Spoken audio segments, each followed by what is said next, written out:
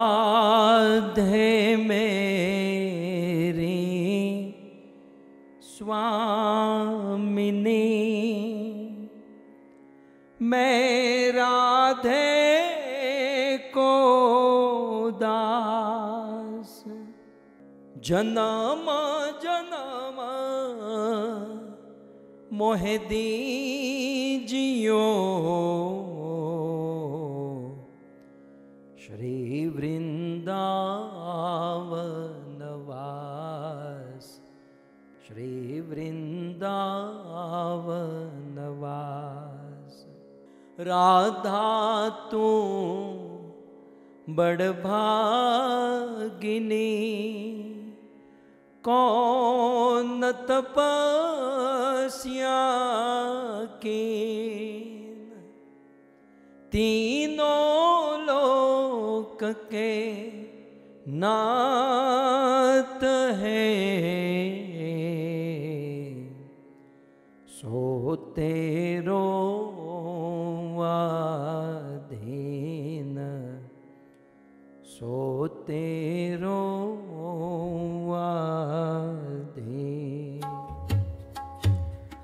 जय राधा माधव कुंज बिहारी, जय राधा माधव कुंज बिहारी, जय राधा माधव कुंज बिहारी, जय राधा माधव कुंज बिहारी, जय राधा माधव कुंज बिहारी, जय राधा माधव कुंज बिहारी, जय राधा माधव कुंज बिहारी, राधा माधव कुंज बिहारी, गोपी जनवल्लभ गिरिवर धारे, गोपी जनवल्लभ गिरिवरधारी, यशोदानंदन ब्रज जन रंजन, यशोदानंदन व्रज जन रंजन, यशोदानंदन ब्रज जन रंजन, यशोदानंदन व्रज जन रंजन, यशोदानंदन ब्रज जन रंजन, यशोदानंदन व्रज जन रंजन, यमुना तीर वनचारी, यमुना तीर वनचारी,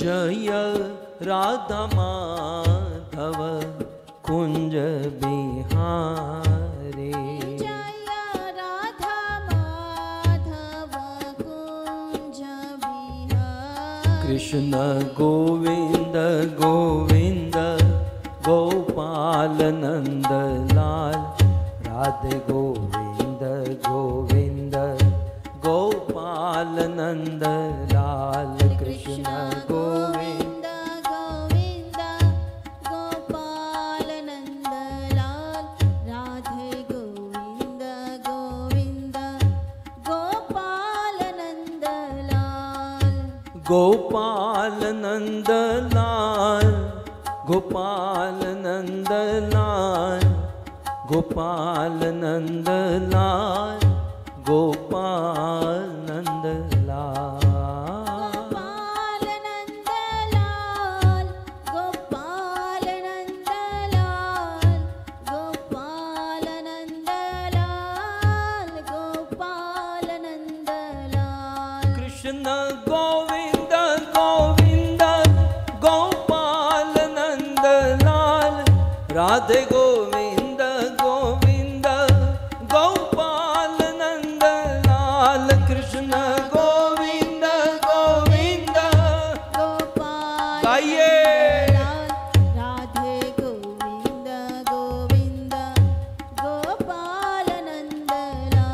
हे कृष्ण गोविंद गोविंद गोपाल नंद लाल राधे गोविंद गोविंद गोपाल नंद लाल कृष्ण गोविंद गोविंद गोपाल नंद लाल राधे गोविंद गोविंद गोपाल नंद लाल। ये हरे कृष्णा कृष्णा कृष्णा हरे हरे हरे राम राम राम हरे हरे।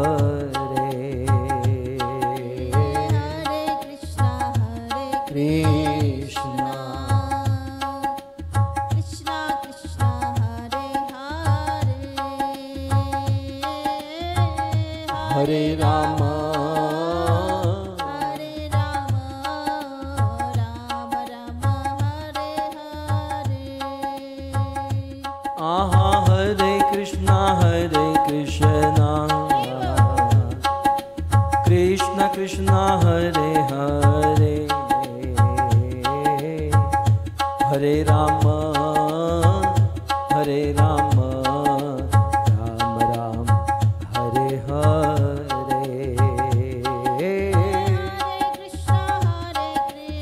जय हो भाव से कृष्णा हरे हरे हरे राम राम राम हरे हरे। आहा हरे कृष्णा कृष्णा कृष्ण हरे हरे हरे राम राम राम हरे हरे हरे कृष्णा गाइए कृष्णा कृष्णा हरे हरि नाम संकीर्तन की जाए। हरे राम हरे राम राम हरे हरे। हरे कृष्णा कृष्णा कृष्ण हरे हरे हरे राम राम राम हरे हरे हरे कृष्णा कृष्णा कृष्णा हरे हरे हरे राम राम राम हरे हरे। हाँ राधा गोविंद राधा गोविंद राधा गोविंद राधे। राधा गोविंद जय श्री राधा गोविंद। राधा गोविंद राधे। आहा जगन्नाथ बलदेव जय सुभद्रा। जगन्नाथ जय जगन्नाथ बलदेवा जय सुभद्रा। रघुपति राघव राजा राम पतित पावन सीताराम। रघुपति राघव राजा राम पतित पावन सीताराम। हे राजा राम पतित पावन सीताराम। राजा राम पतित पावन सीताराम। बोलो रघुपति राघव राजा राम पतित पावन सीताराम। रघुपति राघव राजा राम पतित पावन सीताराम। हाँ गौर निताय जय गौर निताय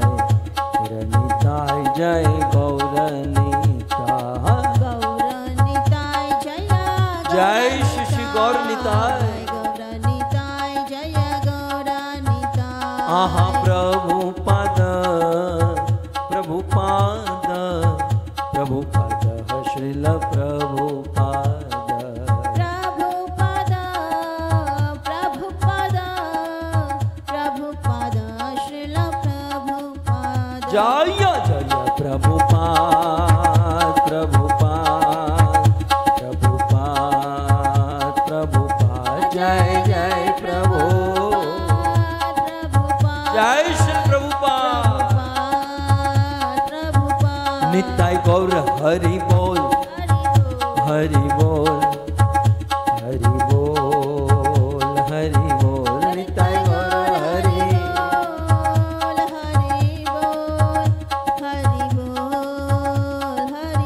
युग धर्म हरि नाम संकीर्तन की श्री राधा गोविंद भगवान की श्री जगन्नाथ भगवान की श्री रामचंद्र भगवान की जगत गुरु श्रील प्रभुपाद की निताय गौर प्रेमानंदे जय जय श्री राधे जय जय श्री राधे जय जय श्री राधे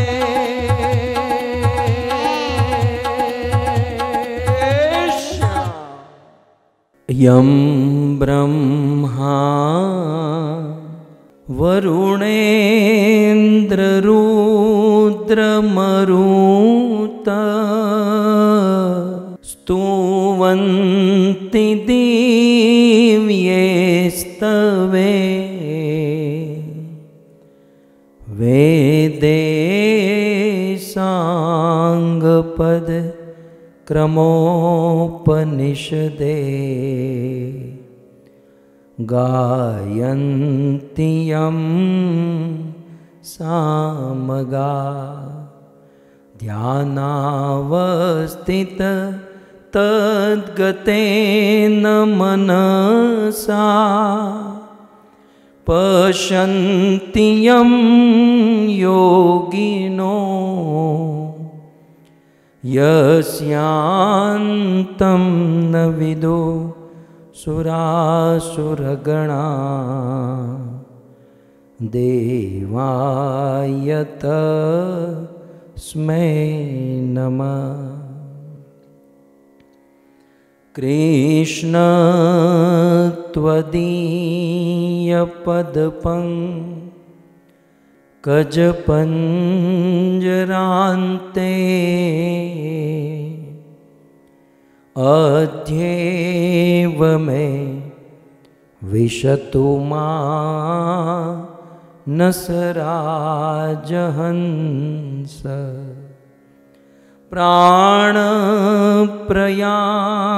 प्राणप्रयाणसमये कफवातपीते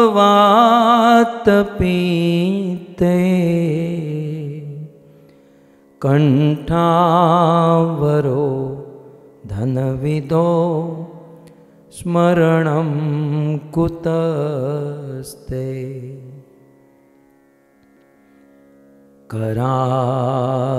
करारविन्दे न पदारविन्दं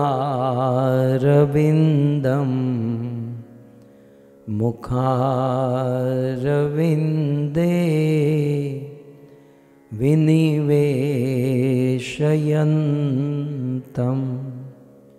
वटस्य पत्रस्य पुटे शयानं बालं मुकुन्दं मनसा स्मरामि। ॐ नमो भगवते वासुदेवाय।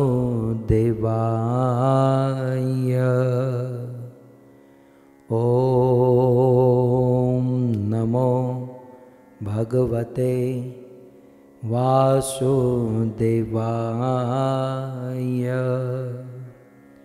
ॐ नमो भगवते वासुदेवाय।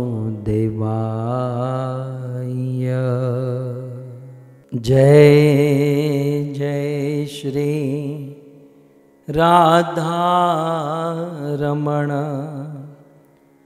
जय जय नवल किशोर, जय गोपी चित चोर प्रभु, जय जय माखन चोर, जय जय माखन चोर।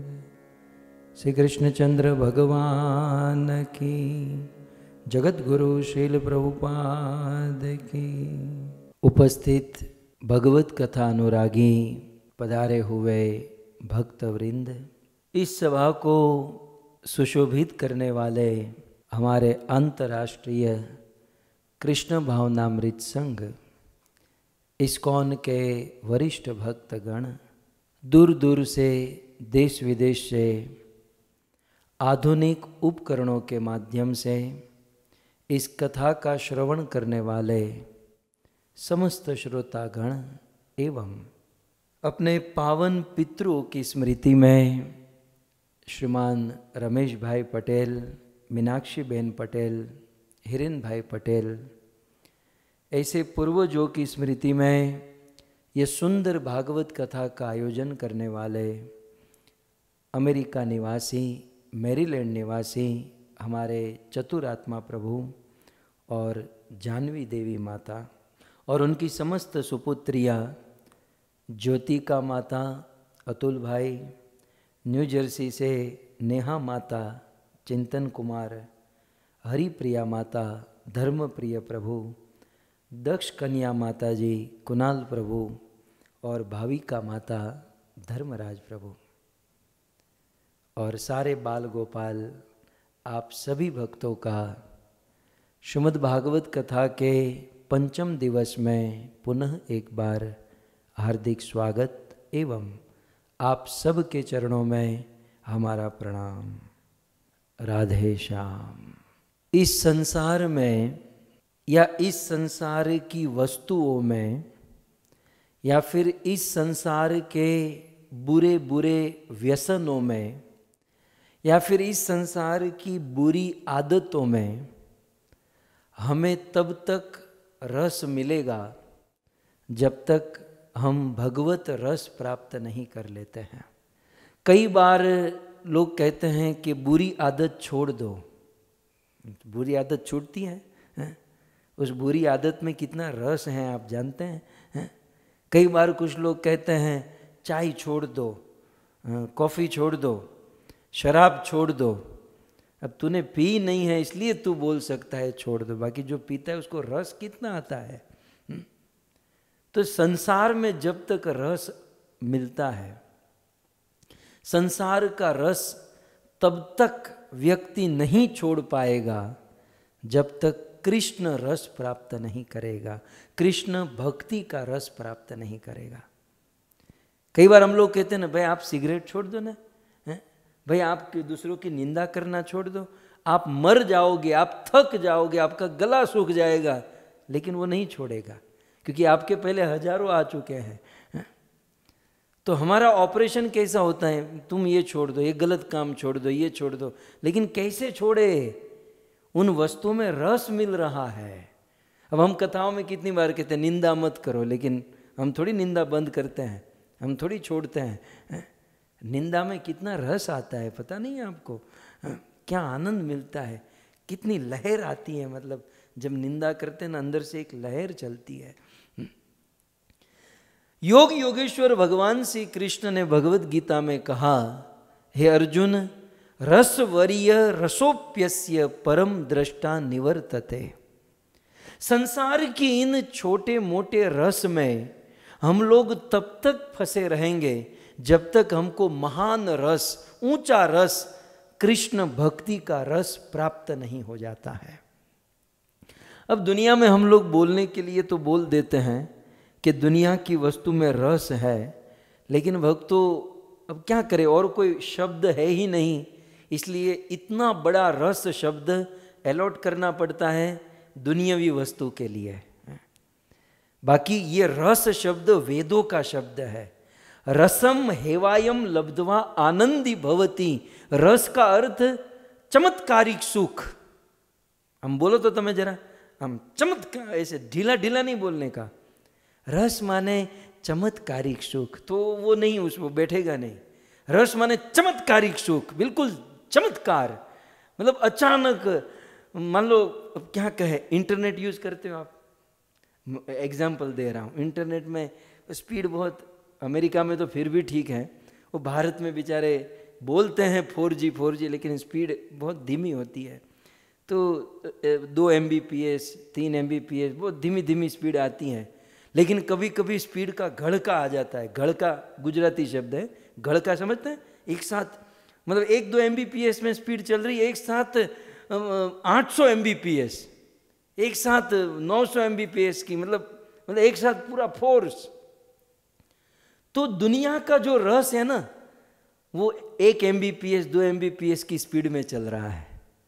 लेकिन कृष्ण भक्ति का जो रस है वो चमत्कारिक सुख है, बिल्कुल बिल्कुल सुख का, आनंद का धोध बहता है, जिस रस की कल्पना भी हम लोग नहीं कर सकते।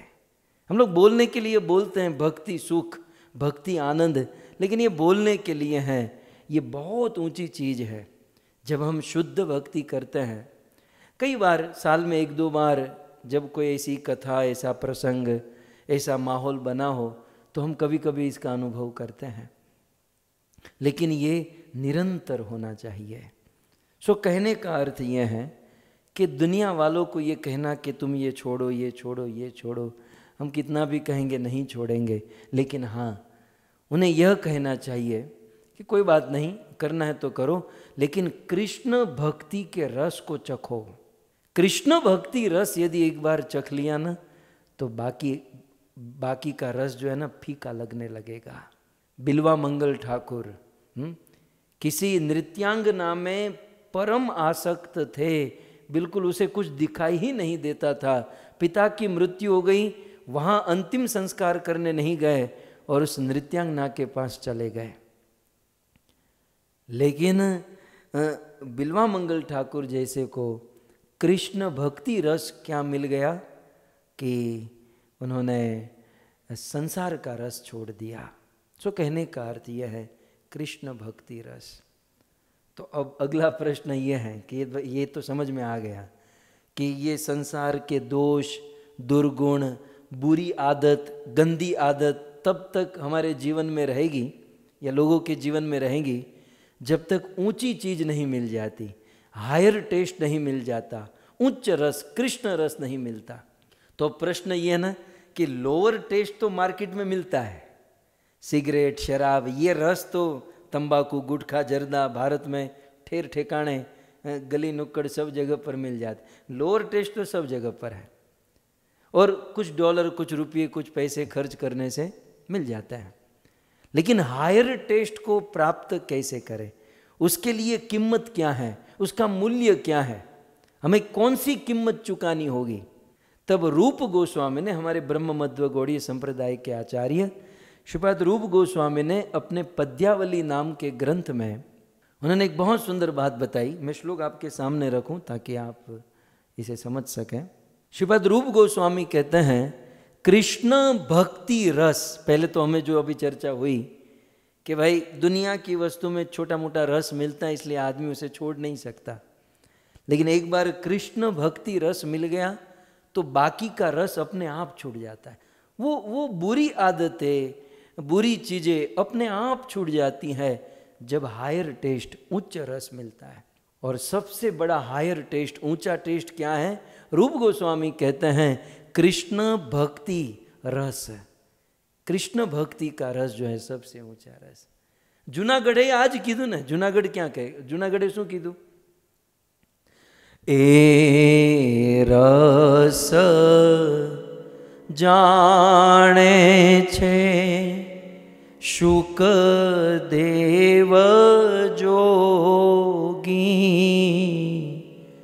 अने कंईक जाने छे पेलो नरसैयो भोगी, जेणे श्री राम चरण रस चाख्यो, जेणे श्री राम चरण रस चाख्यो, एणे संसार ने मिथ्या करी नाख्यो, एणे संसार ने मिथ्या करी नाख्यो। जूनागढ़ के संत नरसिंह मेहता कहते हैं कि जिसने राम चरण रस को चख लिया, कृष्ण कथा रस, कृष्ण भक्ति रस को जिसने चख लिया, जेणे श्री राम चरण रस चाख्यो, एणे संसार ने मिथ्या करी भाख्यो। उनके लिए संसार मिथ्या, संसार की वस्तु, संसार में जो छोटा बड़ा आनंद, वो सब मिथ्या लगने लगा जिसने राम चरण रस पिया, कृष्ण चरण रस। અને પછી નરસિંહ મહેતાની બીજું ભજન, રામ સભામાં અમે રમવાને જ્ઞાતા, પછલી ભરીને રસ પીધો રે, राम सभा में अमे रमवा। नरसिंह की बहुत सुंदर रचना है। तमने क्यारे कोई के तमे आ सांजे बता क्या जाओ छो, तमे शू करो छो, तमरे के अमे रमवा जईए छे, अमे अमे अमे रमवा जईए। राम सभा में अमे रमवाने गया था अने पछली भरी रस पीधो रे। मारा गुरुजीए मने रस, कौन सा रस पिलाया? भागवत रस, कृष्ण रस, भक्ति रस का पान कराया। ऐसा रस जिसका पान करके संसार का रस फीका लगने लगता है, मिथ्या लगने लगता है। लेकिन प्रश्न ये है कि संसार का रस तो दुकान में, मॉल में जाकर खरीदने से मिल जाएगा। सिगरेट, शराब, तंबाकू, गुटखा, ये सारे रस तो दुनिया में मिलेंगे, लेकिन राम भक्ति, कृष्ण भक्ति रस कैसे मिलेगा? उसके लिए कीमत क्या चुकानी होगी? तब रूप गोस्वामी ने इस श्लोक में कहा, कृष्ण भक्ति रस भाविता मति क्रियताम यदि कुतोपि लभ्यते।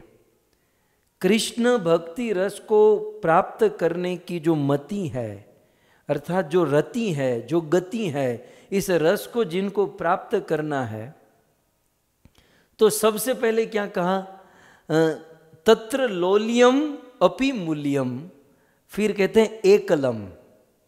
इस कृष्ण भक्ति रस को प्राप्त करने के लिए मूल्यम एक ही मूल्य है, मतलब आप दूसरा कोई मूल्य नहीं, एक ही मूल्य है, दूसरा कोई ऑप्शन नहीं है, केवल एक ही ऑप्शन है। और वो ऑप्शन क्या है? कहते हैं तत्र लोल्यम अपि मूल्यम। लोल्यम, लोल्यम माने लोलुपता, लालसा, उत्कंठा। कृष्ण भक्ति रस प्राप्त करने के लिए जो कीमत चुकानी होगी, वो कीमत है लोलुपता, लालसा, उत्कंठा। और वह उत्कंठा रूप गोस्वामी ने अंत में क्या कहा? जन्म कोटि सुकृति न लभ्यते। करोड़ों करोड़ों जन्म में सुकृति करोगे ना, फिर भी वह उत्कंठा बड़ी मुश्किल से प्राप्त होती है। सो भक्तों, आज आप सबको ये भागवत कथा सुनने की जो उत्कंठा है, जो लालसा है, आप लोग कितना कितना सेक्रीफाइस करके, कितनी चीज छोड़कर, त्याग करके भागवत कथा में आकर बैठते हो। इसका अर्थ ये तो यहाँ पर कंप्लीट हुआ कि पूर्व जन्मों में भरपूर सुकृति की होगी।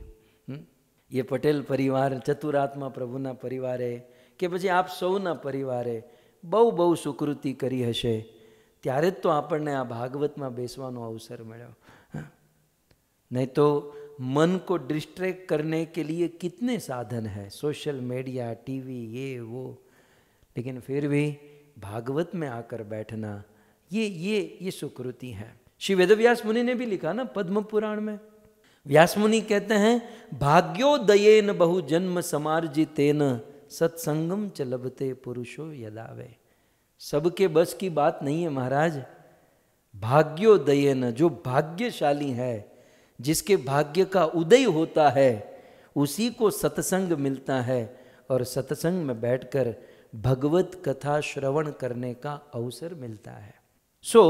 संसार के तुच्छ रस से मुक्त होने के लिए भक्ति रस प्राप्त करना होगा और भक्ति रस प्राप्त करने की जो कीमत है वो है लोलुपता, उत्कंठा, लालसा। भक्तों आपके अंदर है ही, लेकिन और मैं कहूँ कि और अपनी उत्कंठा को, अपनी लालसा को बढ़ाना चाहिए और बिल्कुल मन लगाकर, अपना चित्त लगाकर, चित्तमय होकर, चिन्मय होकर इस भगवत कथा का श्रवण करना चाहिए। भक्तों जब हम कथा श्रवण करते हैं ना, तो जैसे वेदव्यास मुनि कहते हैं ना, आलय प्रलय कथा सुने, तो हमारा कथा में लय हो जाना चाहिए। हमारे मन का, हमारा चित्त का भगवत कथा में लय हो जाए। ये मेरे पीछे ठाकुर जी दौड़ रहे हैं, मुझे उस कृष्ण की याद आती है। ब्रज में एक कथा, बिल्वा मंगल ठाकुर ने कृष्ण करणामृत ग्रंथ में इस लीला का वर्णन किया है। एक समय की बात, श्रीमती राधा रानी गोकुल में आई तो यशोदा मैया बड़ी प्रसन्न हुई। यशोदा मैया वो छोटी सी राधा को अपने घर लेकर आई और यशोदा मैया जानती थी कि राधा के हाथों से जो बनाया हुआ भोजन खाएगा वो कभी मरेगा नहीं, वो अमर हो जाएगा, ऐसी आकाशवाणी हुई थी। तो यशोदा चाहती थी कि मेहनत कराना नहीं चाहती थी, लेकिन भोजन बन रहा है तो राधा केवल स्पर्श कर दे, टच कर दे तो मेरा लाला अमर हो जाएगा। वो अमर का भी बाप है, वो यशोदा कहाँ जानती थी, लेकिन माँ का एक स्वभाव होता है। तो छोटी सी राधा को माँ यशोदा घर लेकर आई और कहा कि राधे राधे एक काम करोगी? बोले वो जो दही पड़ा है ना उसका जरा माखन बना दो, कृष्ण को माखन बहुत पसंद है और आज मैं कृष्ण को माखन खिलाना चाहती हूँ। ये राधा ने कहा कोई बात नहीं माँ, आप अपना काम करो, मैं जाती हूँ अंदर और मैं माखन बनाती हूँ। तो छोटी सी राधा गई, माखन का मटका और उसमें रखी मंथानी और मंथानी में डाली रस्सी और रस्सी को ऐसे हिलाने लगी, घमर घमर मारू वलोणु गाजे। मथुरानी जेल मां कान जनमिया, वासुदेव टोपला मां में लीने हाल्या, यमुना जी मां केड़ियूं पाड़े मारो कान, श्याम आवीने मारी मटकी फोड़े। यमुना जी मां केड़ियूं पाड़े मारो कान, श्याम आवीने मारी मटकी। ओ राधा रानी घमर घमर मारूं वलोणु गाजे, श्याम आवीने मारी मटकी फोड़े। आपको एक सलाह दूं, घर के लोग हो इसलिए कि हे माताओं, आप भी जब अपने घर पर भोजन बनाओ ना तो भोजन बनाते समय ऐसे गीत गाइएगा, भगवान का स्मरण कीजिएगा, भगवान की लीला को याद कीजिएगा, तब वो भोजन इतना पवित्र होगा, खाने वाला शुद्ध भक्त हो जाएगा। लेकिन हमारा उल्टा है, भोजन बनाते समय तुमने ऐसा किया, तुमने ऐसा किया, तुम कुछ काम है, ए तू नीचे बैठ, बच्चे को डांटना, पति को डांटना, ये करना वो करना, बस वो तवे वहाँ भोजन की आग जलती है, यहाँ माता जी का दिल जलता है। फिर वो जैसे जैसे जो भाव होता है वो भाव भोजन में आ जाता है, खाने वाले भी फिर ऐसे हो जाते हैं। लेकिन धन्य है श्रीमती राधा रानी। 4-5 गोवाळ टोळे वळी ने, 4-5 गोवाळ टोळे वळी ने, एक बीजाने कांधे चढ़ी ने, मटुकी माँ मोरली मारे मारो कान श्याम, आवीने मारी मटकी फोड़े। मटुकी माँ मोरली मारे मारो कान श्याम, आवीने मारी मटकी फोड़े। अने वृंदावन मारास रमाड़े मारो कान श्याम, आवीने मारी मटकी फोड़े। तो मैं ये कहना चाहता था कि वो छोटी सी राधा कृष्ण के लिए माखन बना रही है, लेकिन माखन बनाते समय मन में बस कृष्ण का स्मरण, कृष्ण का चिंतन, मानो राधा का कृष्ण में लय हो गया है। और हुआ क्या कि यशोदा बाहर कुछ काम कर रही थी, मंथानी को घूमने की आवाज़ तो आ रही थी, लेकिन नॉर्मल कंडीशन नहीं थी। मान लो दही में मंथानी और घूमे और जो आवाज़ आई, आज कुछ अलग सी आवाज़ आ रही थी। तो यशोदा राधा के पास आकर देखती है, राधा माखन बना तो रही है, मंथन तो चल रहा है, लेकिन यशोदा ने निकट आकर देखा तो मटके में दही ही नहीं था, खाली मटके को मथ रही थी। इसे कहते हैं चित्त का लय हो जाना। यशोदा ने कहा कि राधा तू कहाँ है? राधा बैठी है उस कमरे में, लेकिन राधा है श्याम के हृदय में। इसे कहते हैं चित्त। हम कथा भी जब हम सुने ना, तो हम बैठे हैं मैरीलैंड में, डीसी में, फ्लोरिडा में, भारत में, लेकिन कथा सुनते समय हमारे चित्त का लय हो जाना चाहिए कथा के उस प्रसंग में, कथा की उस लीला में। और दूसरी ओर यशोदा नंद बाबा ने कहा कि लाला जरा आज उस गाय के दूध को जरा गाय को दोहन कर दो। तो कृष्ण हरक फदुड़ा होके कहा कि ठीक है, हाँ बाबा मैं कर देता हूँ दोहन। कृष्ण गए, गाय का दोहन करने गए, तो कृष्ण अपना पात्र रखकर बैठे और राधा घर पर आई है, तो कृष्ण की दृष्टि राधा के ऊपर है और कृष्ण का लय राधा में हो गया। 15 मिनट, 20 मिनट, आधा घंटे हुए, तब कृष्ण के सखा वहाँ पर आए और सखा सब लोग जोर जोर से हंसने लगे। सखा जब फिर भी कृष्ण तो राधा में कृष्ण का लय था, फिर सखाओं ने कहा कि कृष्ण कृष्ण कृष्ण का हंस क्यों रहे हो? बोले वो वृषभ है, तू जहाँ बैठा है वो बैल है, वो गाय नहीं है। तू किसको दोहने के लिए बैठा है? अरे कृष्ण ने कहा तो अब तक आधे घंटे से क्यों खड़े थे, पहले बताना चाहिए मुझे। सो राधा का कृष्ण में लय, कृष्ण का राधा में लय, हम सब भक्तों का राधा और कृष्ण की उस लीला में लय हो जाना, उस कथा में लय हो जाना चाहिए।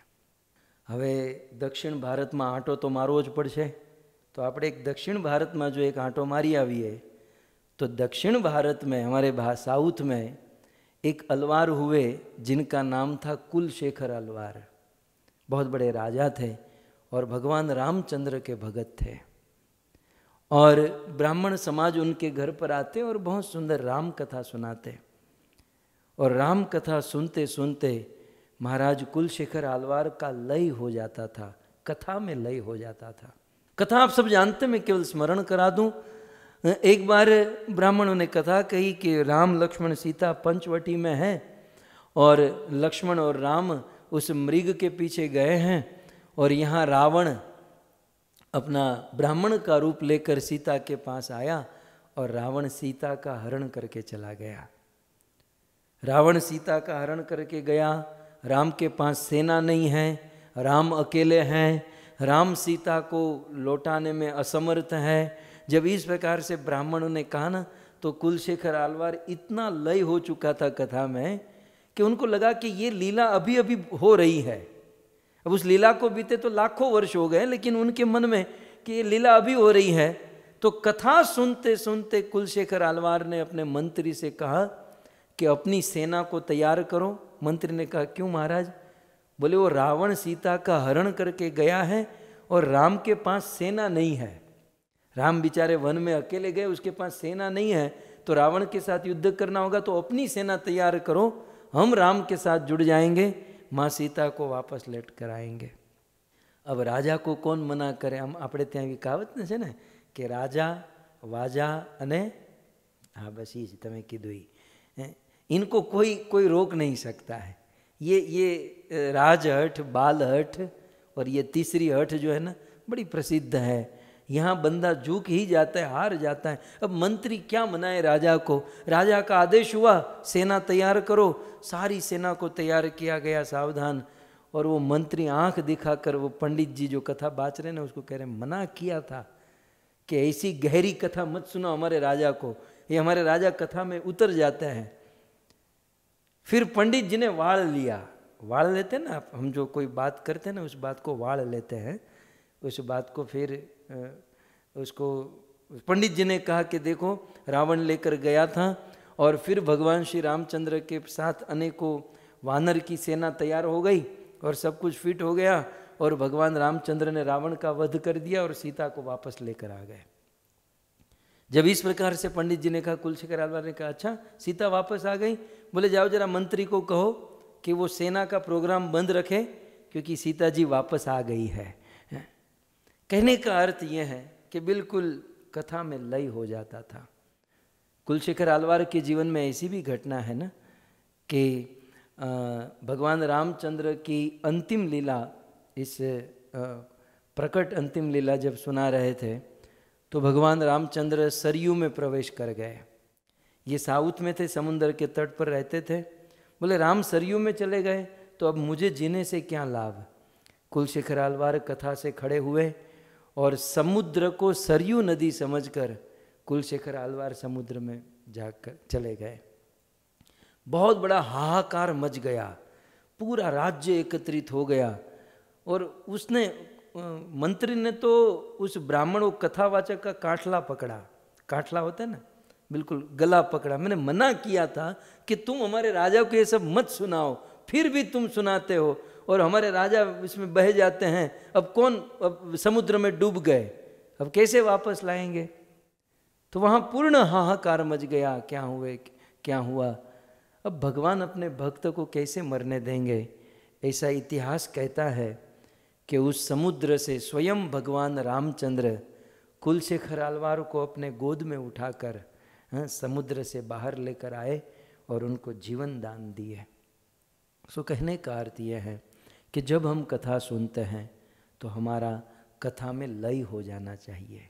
तो अल्टीमेटली जहाँ से हमने शुरू किया था, संसार के छोटे मोटे व्यसन या बुरी आदत से यदि मुक्त होना चाहते हैं तो अल्टीमेटली भगवत कथा को ध्यान से सुनना चाहिए, कथा में लय हो जाना चाहिए ताकि संसार के तुच्छ रस से हम मुक्त हो जाएंगे।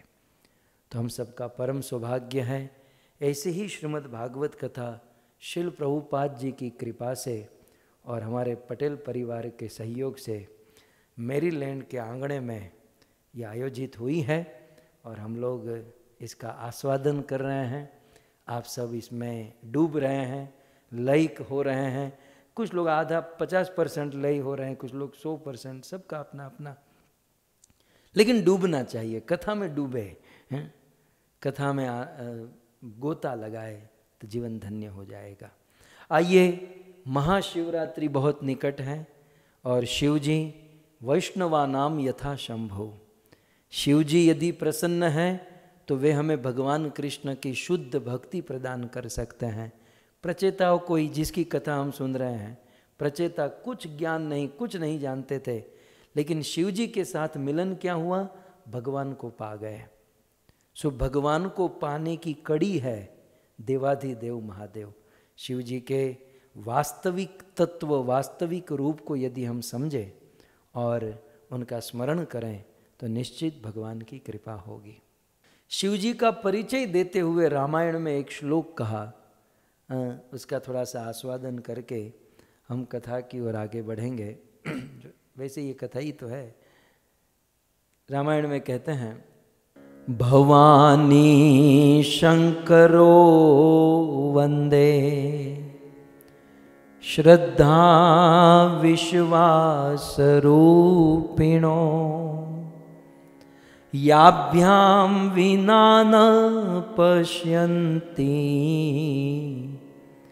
याभ्याम विना न पश्यन्ति,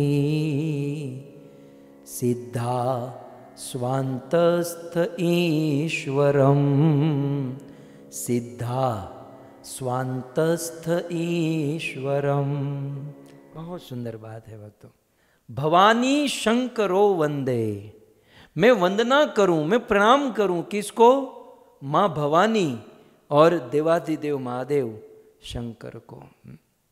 तो शंकर, शंकर का शम करोति इति शंकर, जो शांत है, जिनके इंद्रियों के वेग शांत है, जो जितेंद्रिय है और जिनकी वास्तविक शरण ग्रहण करने से उनका आश्रित भी जितेंद्रिय हो सकता है। तो ऐसे भवानी शंकरो वंदे, ऐसे भवानी और शिव जी को हम वंदना करते हैं, नमस्कार करते हैं। अच्छा, शिव जी का स्वरूप क्या है? तो कहते हैं श्रद्धा विश्वास रूपिणो। क्रमशः इसे समझना होगा कि भवानी श्रद्धा रूपिणो और शंकर विश्वास रूपिणो। माँ भवानी देवी पार्वती श्रद्धा रूपा है। अब इस पर तो पूरी कथा मांडनी पड़ेगी कि माँ भवानी पार्वती की श्रद्धा आप देखिए। जब हिमालय के गोद से पार्वती का जन्म हुआ और 5 साल की थीं और नारद जैसे गुरु उनके घर पर आए और जब प्रश्न उठा कि इनका होने वाला पति बहुत बुरा होगा, अमंगल वेश होगा, कोई ठिकाना नहीं होगा, लेकिन यदि पार्वती का विवाह शिव के साथ हो जाए तो ये दूषण भूषण हो जाएंगे। शिव की महिमा नारद जी ने सुनाई, शिव चरित्र नारद ने सुनाया और पार्वती का मन शिव जी पर चला गया और पार्वती ने ठान लिया कि विवाह करूंगी तो शिव के साथ। पार्वती की श्रद्धा की परीक्षा अनेकों बार हुई। हिमालय उनके माता पिता ने पार्वती की श्रद्धा की परीक्षा ली, गुरु नारद ने उनकी श्रद्धा की परीक्षा ली, ब्रह्मा ने उनके श्रद्धा की परीक्षा ली, इवन सप्तर्षियों ने आकर पार्वती के श्रद्धा की परीक्षा ली। लेकिन पार्वती पार्वती है। कोटि जन्म रही रगर हमारी, बरवु शंभु न तो रहूं कुंवारी। आप लोग मेरी परीक्षा लेने आते हो, मेरी श्रद्धा को चेक करने आते हो, आप लोग दौड़ा मत करो। ब्रह्मलोक से कितना पेट्रोल खर्च होता है। मेरा कंक्लूजन सुन लो कि करोड़ों करोड़ों जन्म तक कुंवारी रहूंगी, परंतु बरूं विवाह करूंगी तो वैष्णवा नाम यथा शंभु, अन्यथा किसी से नहीं। श्रद्धा रूपेणो। सो पार्वती जो है श्रद्धा रूपा है। भक्तों, जहाँ श्रद्धा है वहाँ पार्वती है। और देवी पार्वती के पास जाकर हमें श्रद्धा मांगनी चाहिए कि हे माँ, आपकी जैसे शिव जी में श्रद्धा है, भगवान में श्रद्धा है, वैसी हमारी भी राम कृष्ण विष्णु में श्रद्धा हो जाए, ऐसा आशीर्वाद दीजिए। तो भवानी श्रद्धा रूपिणो और शंकरो विश्वास रूपिणो। शिवजी जो है विश्वास का स्वरूप है। शिव माने कौन? शिव माने विश्वास, विश्वास की मूर्तिमान स्वरूप। विश्वास को यदि ऐसे घन स्वरूप बनाया जाए तो वह है देवाधिदेव महादेव। जीवन में भगवान में श्रद्धा रखो, भगवान में विश्वास रखो, तो यही है शिव और पार्वती की उपासना, शिव और पार्वती की पूजा। हमारा क्या है ना, शिव मंदिर में जाकर रोज डंका बजाएंगे, लेकिन जैसे ही मंदिर से निकले कोई विश्वास नहीं, कोई श्रद्धा नहीं। तो ये क्या है? ये शिव और पार्वती श्रद्धा और विश्वास का रूप है। तो जीवन में श्रद्धा और विश्वास होना चाहिए। और याद रहे, मनुष्य जीवन का सर्वोच्च लक्ष्य क्या है? कृष्ण प्रेम, भगवत प्रेम। लेकिन उस भगवत प्रेम तक पहुंचने की जो कड़ी है, वो जो शुरुआत कहाँ से होती? रूप गोस्वामी भक्ति रसामृत सिंधु में कहते हैं, श्रद्धा, साधु संग, भजन क्रिया, अनर्थ निवृत्ति, निष्ठा, रुचि, आसक्ति, भाव और प्रेम। उस प्रेम तक पहुंचने के लिए प्रथम स्टेप जो है ना, वो श्रद्धा है। और पार्वती श्रद्धा रूपिणो, शिव विश्वास रूपिणो। सो भक्तों, शिव और पार्वती की कृपा से, उनके आशीर्वाद से हमें श्रद्धा मिलती है, विश्वास मिलता है। अब देखो नीचे दूसरी लाइन में कितनी सुंदर बात कहते हैं, याभ्याम विना न पश्यन्ति। भ्याम माने द्विवचन, दो, माने या, ये जो ऊपर कहा गया, इन दोनों के बिना, भवानी और शिव के बिना, अथवा श्रद्धा और विश्वास के बिना, याभ्याम विना, इसके बिना, ये संस्कृत हिंदी दोनों सेम है, विना माने बिना, तो याभ्याम विना न पश्यन्ति, इन दोनों के बिना, ये दो न हो तो न पश्यन्ति, आप नहीं देख सकते हैं। किसको? बोले सिद्धा, बड़े बड़े सिद्ध, बड़े बड़े मुनि, बड़े बड़े भक्त, स्व अंतस्थ, अपने अंतकरण में स्थित जो ईश्वर बैठा है, स्व अंतस्थम ईश्वरम, मतलब हमारे अंतस्थ, हमारे अंतकरण में स्थित है कौन? ईश्वर। तो हमारे अंतकरण में स्थित ईश्वर को बड़े बड़े सिद्ध लोग भी न पश्यन्ति, किसके बिना? याभ्याम, जो ऊपर बताया गया।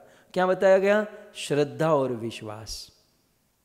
तो बिना श्रद्धा और विश्वास के, यद्यपि भगवान हृदय में ही बैठे हैं, लेकिन हम उसे देख नहीं सकते यदि श्रद्धा और विश्वास न हो। और शिव और पार्वती साक्षात श्रद्धा और विश्वास का स्वरूप है।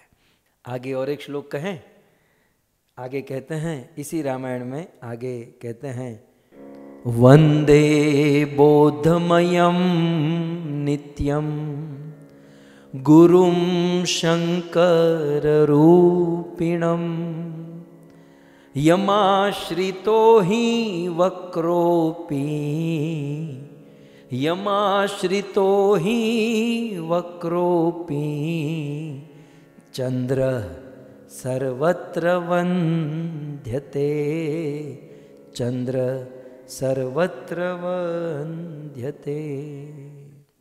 कहते हैं वंदे बोधमयम नित्यम गुरुम शंकर रूपिणम। मैं गुरु रूप शिव जी को प्रणाम करता हूँ। शिव जी ऑल्सो एक गुरु तत्व है। जैसे हम बलराम जी को गुरु तत्व कहते हैं, कभी कभी श्रीमती राधा रानी को भी गुरु तत्व कहते हैं, कृष्ण की कैसे सेवा करें।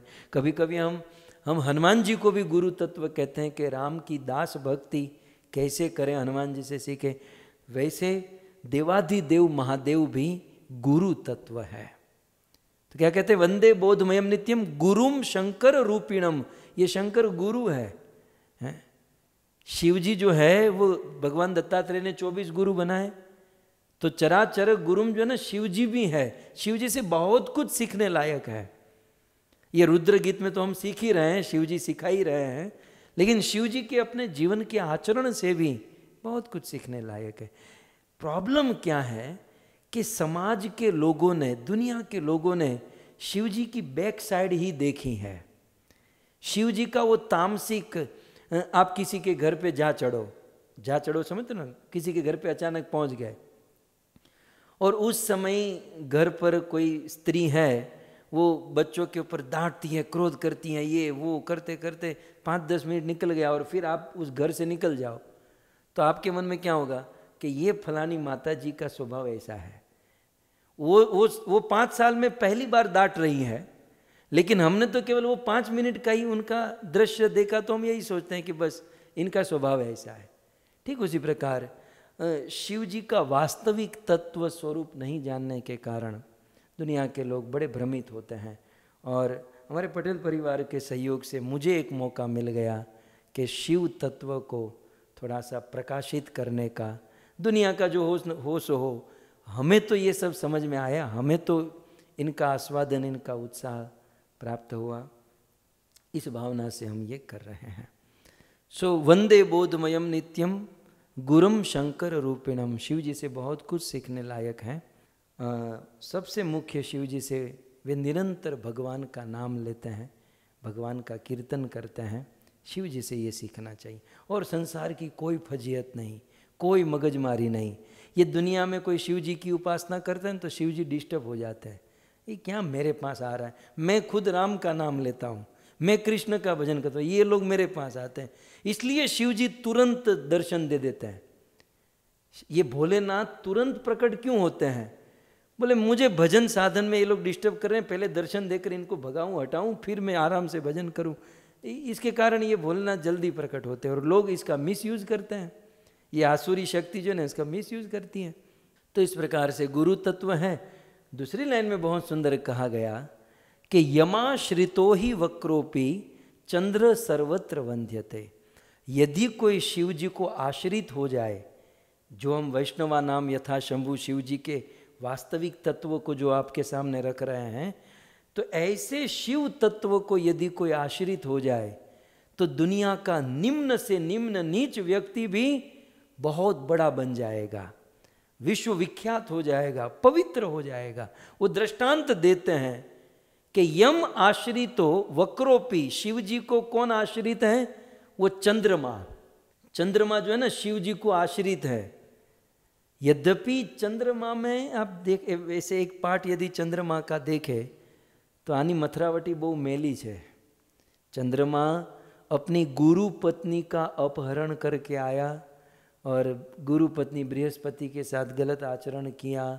चंद्रमा में कलंक लगा, उसमें काला दाग है, फिर वो घटता है, वो बढ़ता है। ये ठीक नहीं माना जाता, ये उनके दोष माने जाते हैं। लेकिन यहाँ पर क्या कहते हैं कि वो बीज का चंद्रमा, वो भी बीज का, ऐसे वक्र, वक्र माने टेढ़ा, वो भी गोल थाली जैसा हो तो भी ठीक है, लेकिन वो बीज का चंद्रमा जो ठीक नहीं माना जाता। लेकिन वो शिव जी को शरणागत हो गया, यम आश्रितो ही, तो ये चंद्रमा शिव जी को आश्रित हो गया, तो वक्रो अपि, वो वक्र होने पर भी चंद्र सर्वत्र वंध्यते, वो चंद्रमा सभी जगह पर पूजनीय हो गया, प्रणम्य हो गया, आदरणीय हो गया। क्यों? क्योंकि शिव जी को शरणागत हो गया। यदि ये चंद्र शिव को शरणागत नहीं हुआ होता तो आज उसको कोई नहीं पूछता, लेकिन वो चंद्रमा शिव को शरणागत होने से सर्वत्र वंध्यते। हम और आप शिव के वास्तविक तत्वों को शरणागत हो तो सर्वत्र वंध्यते।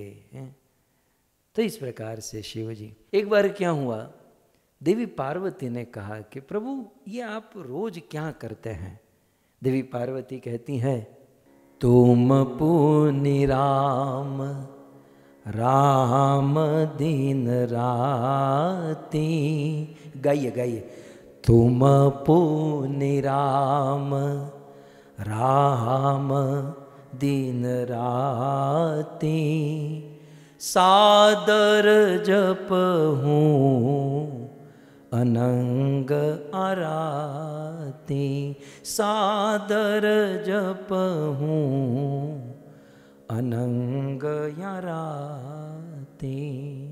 देवी पार्वती कहती हैं कि तुम पुनि राम राम दिन राती। हे प्रभु, आप तो, मुझे तो अच्छा लगता है कि घर बैठकर आप कीर्तन करते हो, चैंटिंग करते हो, हाँ? लेकिन सादर, इतना आदर से, और आराती माने रात दिन, अनंग आराती माने रात दिन निरंतर आप राम नाम का जप करते हो। तो देवी पार्वती को हुआ कि अब आप रात दिन नाम जपते हो तो मैं भी, आप प्रसाद दिन में एक बार लेते हो तो मैं भी टोटल फ्री रहते हूँ, क्योंकि मेरी भी कोई जॉब नहीं, आपकी जॉब नहीं, तो हम दोनों नवरे हैं। तो आप तो नाम जपते हो, तो प्रभु मुझे कुछ बताइए, मुझे कोई अच्छा नाम बताइए, मेरे लायक मैं कौन सा नाम जपूं? मुझे आज से चैंटिंग करना है, मुझे नाम जप करना है, मैं कौन सा नाम जपूं? तब शिव जी ने शुरू किया विष्णु सहस्त्र नाम, है? भगवान विष्णु के वो 1000 नाम के जो श्लोक है ना महाभारत में, तो विष्णु के 1000 नाम कहे और कहा कि पार्वती आज से तुम इस विष्णु सहस्त्र नाम का पाठ शुरू कर दो। पार्वती के गुजराती में बोल्या, उभारो उभारो, आ तमारू केटલું લાંબુ લાંબુ, इतने आटला બધા श्लोक आ બધું કેમ યાદ રહે? आ બધું મને ન ફાવે, તમે કંઈક सरल, કંઈक ईजी, कुछ आसान चीज मुझे दो। और ऐसा आसान चीज भी होनी चाहिए और विष्णु सहस्त्र नाम से उत्तम भी होनी चाहिए, कुछ ऐसा करके दो। तब शिव जी ने एक बहुत सुंदर श्लोक कहा। शिव जी कहते हैं, राम राम मेति रामेति, राम रामे मनोरमे, राम राम रति रामेति रामे रामे मनोरमे सहस्रनाम तत्तुल्यं राम नाम वरानने राम नाम वरानने। हे वरानने, हे देवी, हे सुंदरी, हे पार्वती, राम राम इति रामेति रामे रामे मनोरमे। ये राम नाम जो है मनोरम माने मन को आनंद देने वाला, लुभाने वाला। तो यदि तुम राम नाम का जाप करोगी तो ये राम नाम सहस्त्र नाम तत्तुल्यम, एक राम का नाम विष्णु सहस्त्र नाम के बराबर है। अब देखिए महिमा, ये शिव जी, ये मेरी बात नहीं है, ये शिव जी के मुख से निकला हुआ श्लोक है कि सहस्त्र नाम माने विष्णु सहस्त्र नाम। तो भगवान विष्णु के 1000 नाम जो महाभारत में, ये पूरे विष्णु सहस्त्र नाम का कोई पाठ करे और दूसरा कोई आदमी केवल एक बार राम बोल दे तो विष्णु सहस्त्र नाम जितना फल हो जाएगा। तो बस આપણે લાંબુ શા માટે કરવું? बुद्धिमान आदमी तो सीधे राम का ही जाप करेगा। फिर वो श्लोक मिस है, फिर आगे कहते हैं कि 1000 बार यदि राम नाम लेते हैं तो उसका फल एक कृष्ण के नाम के बराबर होगा। जब हम कृष्ण बोलते हैं तो 1000 बार राम नाम का लाभ मिलता है। तो इस प्रकार फिर आगे रामायण में बहुत सुंदर कहते हैं, महामंत्र जोई जपत महेशु काशी मुकुति हेतुयुपदेशो काशी मुकुति हेतुयुपदेशो। एक बार भगवान राम और शिव जी की मुलाकात हुई। ये प्रसंग अध्यात्म रामायण में राम और शिव के मिलन में बताया गया है। तो एक बार राम और शिव जी का मिलन हुआ और भगवान रामचंद्र ने स्वाभाविक शिव जी को पूछा कि भोलेनाथ आजकल कहाँ रहते हो? कहते ना आजकल कहाँ हो आप? क्योंकि आप तो परम विरक्त वैरागी, कोई भरोसा नहीं, तो आजकल आप कहाँ रहते हो? और आपकी पत्नी देवी पार्वती, आप दोनों कहाँ रहते हो और क्या करते हो? 2 चीज पूछी, कहाँ रहते हो और क्या करते हो? तब शिव जी, ये शिव जी अध्यात्म रामायण में का ये श्लोक है, शिव जी कहते हैं, अहम भगवत नाम गृणन कृतार्थो वसामी काशीम अनिशम भवान्या। भवान्या, भवानी के साथ, हे प्रभु पार्वती के साथ, वसामी काशी, मैं काशी में बसता हूँ, काशी में रहता हूँ। आजकल पार्वती के साथ रात दिन में काशी में रहता हूँ। बोले काशी में रहकर करते क्या हूँ? बोले अहम, मैं भवत नाम, भवत माने आपका नाम, हे राम जी भवत नाम आपका नाम, तो अहम भवत नाम, प्रभु मैं आपका नाम गृणन कृतार्थ हो, आपका नाम गाते हुए बिल्कुल कृतार्थ हो रहा हूँ, बड़ा मंगल में आनंद ले रहा हूँ। शिव जी कहते हैं अहम भवत नाम, हे राम जी मैं आपका नाम लेकर कृतार्थ होता हूँ और मेरी पत्नी भी आपका नाम लेती हैं, और वसामी काशी, हम लोग काशी में वसामी रहते हैं। चलो ये तो ठीक हुआ, आप लोग दोनों साथ में रहते हो और मेरे नाम का जाप। धंधा क्या करते हो? जॉब, बिजनेस क्या, आपका काम क्या है? तब शिव जी दूसरे लाइन में अपना धंधा बताते हैं। बोले प्रभु मुमूर्ष मानस्य विमुक्त्ये अहम दिशामी मंत्र तव राम नाम।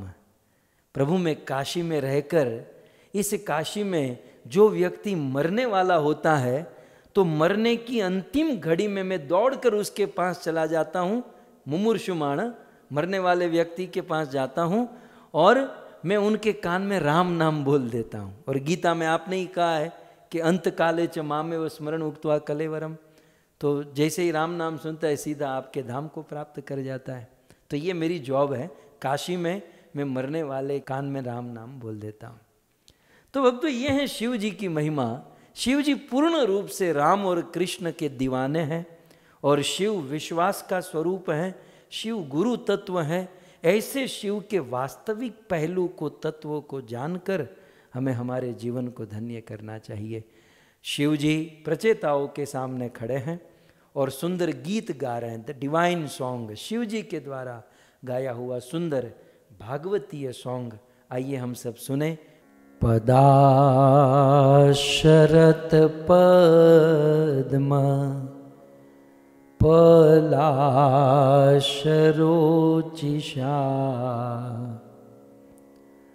नखद्युभिनोऽन्त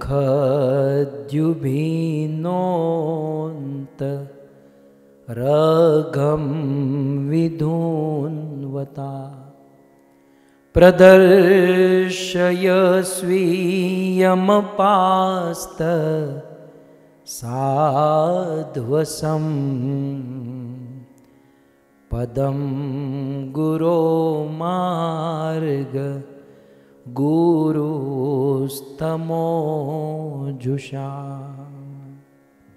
श्री देवादिदेव महादेव प्रचेताओं के प्रति ये सुंदर वचन सुनाते हुए भगवान को स्तुति कर रहे हैं। श्रीमद् भागवत जी में इसे रुद्र गीत कहा गया। रुद्र के द्वारा गाया हुआ यह सुंदर गीत। शिव जी गत सत्र में भगवान के रूप को देखने की कामना कर रहे थे, लेकिन अब आज इस श्लोक से शिव जी भगवान श्री कृष्ण के चरण कमलों का दर्शन करना चाहते हैं। किस प्रकार से, बहुत सुंदर भगवान के चरणों की महिमा बताते हुए श्री देवादिदेव महादेव भगवान के चरणों के दर्शन की कामना करते हैं। शिव जी कहते हैं पदा, पदा माने चरण। अन्वय के अनुसार लेंगे तो पदा नह अंतर अघम विधुनवता।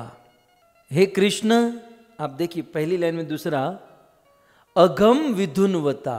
पहली लाइन के अंत में क्या लिखा है? अघम। अघम माने पाप। विधुनवता दूर करें। कौन? पदा, आपके चरण कमल। हे कृष्ण, आपके पदा, आपके चरण कमल नह, नह माने हमारे अंतर अघम विधुनवता, हमारे अघ को, हमारे पाप को दूर करें। सबसे पहली बात शिव जी ने यहां पर बहुत सुंदर कही कि कृष्ण, कृष्ण हमारा जीवन अनेकों प्रकार के पापों से घिरा हुआ है। हालांकि शिव जी का तो नहीं है, हम लोगों की बात करें। और इसका प्रमाण क्या है? हमने पाप किए हैं, हमारा जीवन पापों से घिरा है। उसका प्रमाण क्या है? उसका प्रमाण है दुख। दुख, क्योंकि पाप ही दुख बनकर आते हैं। यदि हमने पाप किया है तो आज नहीं तो कल वह दुख बनकर हमारे जीवन में, वो विघ्न बनकर हमारे जीवन में आते हैं। हम हमारे, और यहां पर स्पेशली कहा गया अंतर अघम। ये बहुत बहुत सुंदर बात है। आप देखिए वहां इस श्लोक में लिखा है पदा, फिर यहां पर आगे लिखा है अंतर अघम विधुनवता। पहली लाइन के लास्ट दो शब्द देखिए, अंतर। अंतर माने अंदर, तो यहां पर अंतर का अर्थ है मन। हमारे मन के अघम पाप को विधुनवता दूर करें। हमारे मन में जो है ना, बहुत वैसे डिवोटी बाहर से पाप नहीं करते, फॉर रेगुलेटिव प्रिंसिपल ये वो बिल्कुल टिप टॉप रहता है। लेकिन डिवोटी के मन में तो बिल्कुल इतना भरा हुआ होता है। बाहर से तो ऐसे दूसरे से ऐसा गले मिलेंगे जैसे राम और भरत का मिलन हो रहा है। 2-5 तो रोने लगते हैं कि ओहो हो। लेकिन मन में बड़ा पाप होता है, मन में। और मन में जो पाप होता है ना, वो आज नहीं तो कल वाणी में आ जाता है, और वाणी का पाप फिर शरीर में, आचरण में आ जाता है। ये पाप शुरू तो मन से ही होता है ना। सो मन से ही यदि हमारे पाप को खत्म कर दे, उनकी जड़ ही बिल्कुल उनके मोरे निकाल दे, उसका मूलिया उखाड़ दे, तो आगे चलकर न तो कोई अपराध होगा, न पाप होगा, न कोई गलत कर्म होगा। इसलिए शिव जी बिल्कुल मूल में कहते हैं कि मन के पापों से मुक्त होना है तो क्या करना होगा? पदा, भगवान के चरण कमलों को देखना होगा। चरण कमल की बात यहां पर नहीं हो रही, और थोड़ा सा क्लियर करूं, बड़ा कॉम्प्लिकेट श्लोक है, आप ऐसे ही सीधा सीधा पढ़ेंगे ना तो कुछ समझ में नहीं आएगा। थोड़ा सा इसकी व्याख्या और थोड़ा सा ये करें तो थोड़ा क्लियर होगा। ये पहली लाइन में जो है ना, शिव जी भगवान के चरणों की भी महिमा नहीं कह रहे हैं। कृष्ण, शिव जी कहते हैं कि हे प्रभु, आपके चरणों से जो प्रकाश निकलता है, कृष्ण आपके चरणों का प्रकाश दुनिया के लोगों के मन के पाप को दूर कर देता है।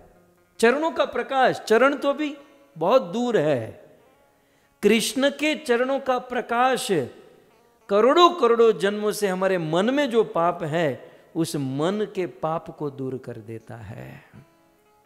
अब आप सोचिए वो प्रकाश कैसा होगा।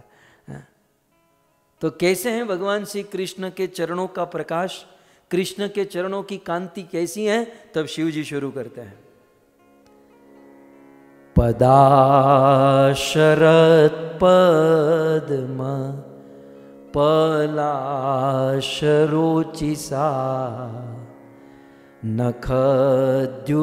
नखद्युभिनोन्त रगम विदून्वता। शिव जी कहते हैं पदा शरत पद्म पलाश रोचिसा। हे कृष्ण, आपके पदा, आपके चरण, शरत, शरत माने शरद ऋतु, आपके चरण शरद ऋतु में पद्म खिलने वाले कमल, उस कमल के पलाश, पलाश माने कमल का पत्ता, शरद ऋतु में खिले हुए कमल के पत्ते के समान आपके चरण की कांति, आपके चरण का तेज है। शरद ऋतु देखी है? अमेरिका वाला ने दाऊ बधु आवेद नहीं, भारत में ये सारी ऋतु ये होती है, लेकिन शरद ऋतु की ये महिमा है। शरद ऋतु में सरोवर के जल निर्मल हो जाते हैं। सरोवर में कादव कीचड़ जो भी होता है, शरद ऋतु में सरोवर नदियों के जल बड़े निर्मल होते हैं, पवित्र होते हैं। और शरद ऋतु में जो कमल खिलता है वो सारी कड़ाओं से युक्त, कमल तो 12 मास खिलते हैं, कमल जो है ना सरोवर में 12 महीना खिलते हैं, लेकिन शरद ऋतु में जो कमल खिलते हैं वो अपनी सर्व कड़ा को युक्त होकर, मतलब टोटल अपनी सारी कड़ा से वो खिलते हैं, शरद ऋतु के कमल। और उस शरद ऋतु के कमल की बहुत सुंदरता है। उस शरद ऋतु के कमल चमकीले होते हैं। जब सूर्य आकाश में प्रकाशित होता है तो वो कमल चमकता है। तो शरद ऋतु में खिले हुए कमल जैसे चमकते हैं, वैसे कृष्ण आपके चरण कमल चमकते हैं। आपके चरण कमल चमकते हैं। भक्तों में गोपियों को याद करूं, गोपी गीत में बिल्कुल दूसरे श्लोक में ही गोपियों ने कृष्ण के चरण और इस शरद ऋतु के कमल को गोपियों ने याद किया था। आइए आस्वादन करें, गाइए सब लोग मिलकर। शरदुदास ये साधु जात सत सरसिजोदर श्रीमृषादृशा सूरतनाथ ते शुल्कदासिका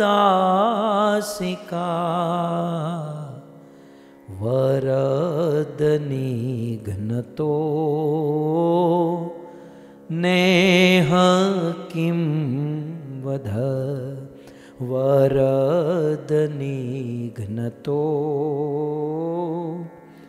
नेह किं वध।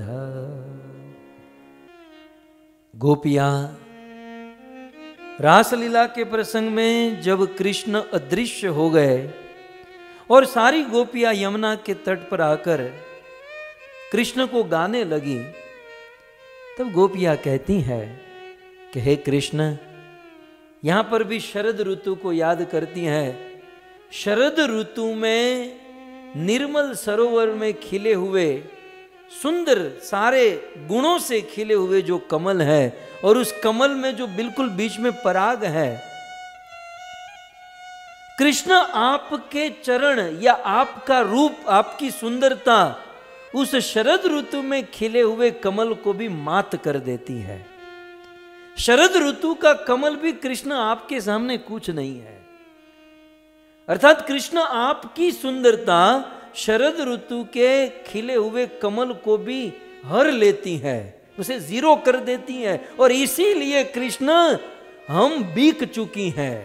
दूसरी लाइन में सूरतनाथ है, सूरतनाथ है नाथ ते अशुल्क दासी का, हम आपकी अशुल्क बिना पैसों की दासियां हो चुकी है। दुनिया में लोग दास दासी काम करते हैं, लेकिन महीना खत्म होने पर सैलरी मांगते हैं, पैसा मांगते हैं, इसलिए काम करते हैं। लेकिन कृष्ण हम रात दिन आपकी सेवा करेगी, काम करेगी, और अशुल्क दासी, अशुल्क, हम कोई पैसा नहीं लेगी, हम आपसे कुछ नहीं मांगती है। मानो कृष्ण कहे कि तुम बिना पैसों के काम करने के लिए तैयार हो। बोले हाँ, क्यों? क्योंकि आपका रूप उस शरद ऋतु के कमल से भी अधिक सुंदर है। आपके रूप को देखकर हम बीक चुकी हैं।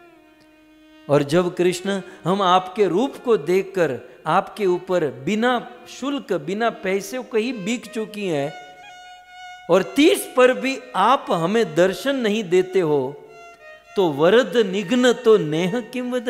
क्या कृष्ण ये हमको मारने के बराबर नहीं है? कृष्ण ये आप हमको मारने का धंधा नहीं आदरा है? कृष्ण तमे मारवानो धंधो आदरो છે આ। એક તો તમારું આટલું સુંદર રૂપ, અમે તમારી ઉપર મરીએ, અમે અશુલ્ક દાસિકા બનીએ, અને તમે અમને મૂકીને વયા જાઓ। नेह किमवद केमुत्य न्याय, गोपियों की रचना अद्भुत। क्या ये कृष्ण आपका मारना नहीं है? कृष्ण क्या आप हमको मार नहीं रहे हो? इस प्रकार से गोपियों ने ये सुंदर भाव अपने गोपी गीत में कहा था। सो कुल मिलाकर शिव जी यहाँ पर निवेदन करते हुए कहते हैं, पदा, हे कृष्ण आपके पद, कृष्ण आपके चरण जो है शरद ऋतु में प्रकट होने वाले कमल के प्रकाश के समान है।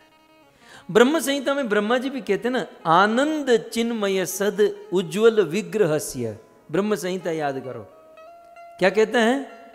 आनंद चिन्मय सद उज्ज्वल विग्रहस्य। भगवान श्री कृष्ण का विग्रह कैसा है? उज्ज्वल। उज्ज्वल माने प्रकाशमान।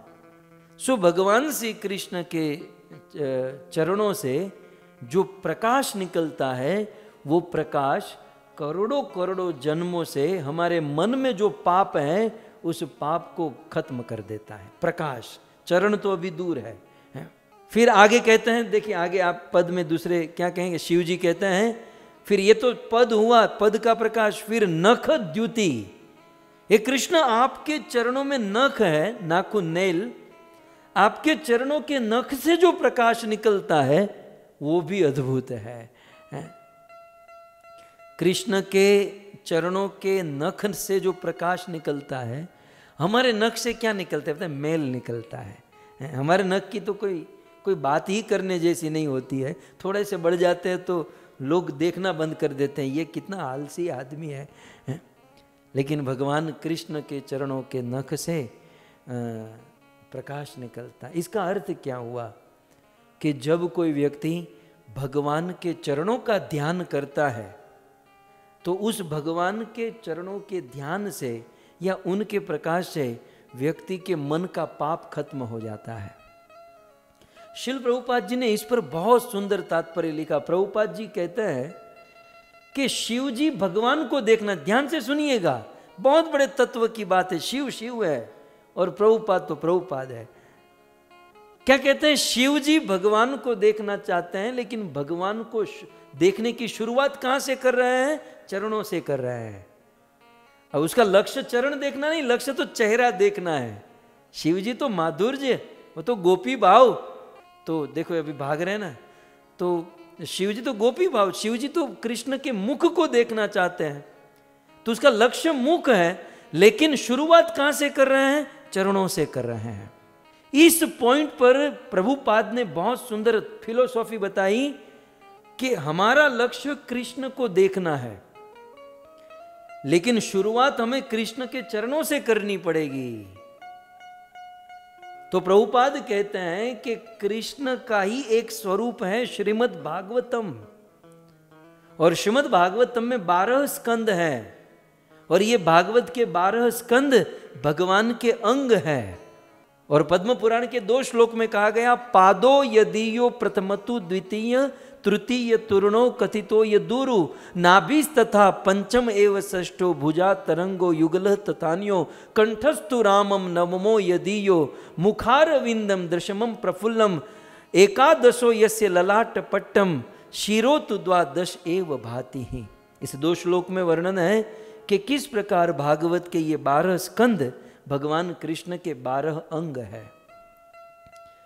तो वहां पर कहा गया कि भागवत का प्रथम और द्वितीय स्कंद भगवान कृष्ण का चरण है। ठीक है, भागवत का पहला और दूसरा स्कंद कृष्ण का चरण है, तीसरा और चौथा स्कंद कृष्ण के कटी प्रदेश के नीचे के भाग है, 5वां स्कंद नाभि है, 6ठा 7वां 8वां भुजा है, फिर 9वां कंठ है, फिर 10वां स्कंद भगवान का मुख है, 11वां स्कंद भगवान का ललाट है, और 12वां स्कंद भगवान का तिलक है। तो यदि हम कृष्ण के मुख को देखना चाहते हैं, इसका अर्थ क्या हुआ? कृष्ण की लीला सुनना चाहते हैं, तो शुरुआत चरणों से करनी होगी, अर्थात शुरुआत भागवत के पहले और दूसरे स्कंद से करनी होगी। कुछ लोग भागवत का पहला और दूसरा स्कंद न पढ़े और सीधे 10वें स्कंद में हम कृष्ण को देखेंगे, कृष्ण के रूप को, तो प्रभुपाद कहते हैं ये हो नहीं सकता। शिव जी ने क्या सिखाया? शिव जी क्या कर रहे हैं? पहले चरण और फिर धीरे धीरे ऊपर की ओर। तो हमें भागवत का क्रम भी चूकना नहीं चाहिए, भागवत में भी पहले प्रथम द्वितीय स्कंद और फिर आगे बढ़ना चाहिए। श्रील प्रभुपाद जी ने इस श्लोक को माध्यम बनाकर हमें यह शिक्षा प्रदान की है। सो इस प्रकार भगवान श्री कृष्ण के चरणों की महिमा कहते हैं। और चरणों की महिमा क्या है? तो गोपी गीत में गोपियों ने और एक श्लोक चरणों की महिमा गाते हुए कहा, प्राणात देहि नाम पाप कर्षणम तृणाचरानुगम